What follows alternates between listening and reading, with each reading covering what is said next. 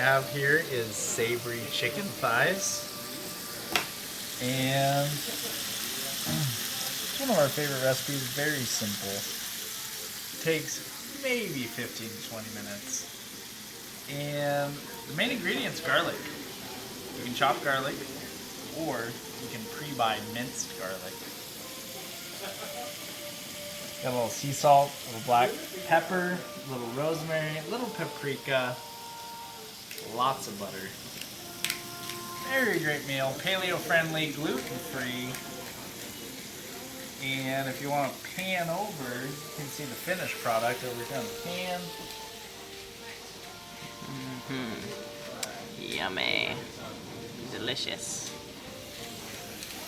What we like about these is it's a less than 30-minute dinner. You start in the pan, sear them for 5 to 10 minutes.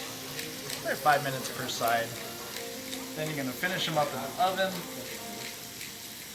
for probably another 10 minutes, 30 minutes. And what do you serve this dish with?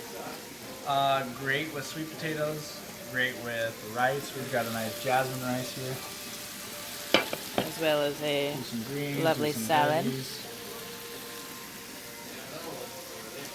And there you have it. And there you have it. Yum.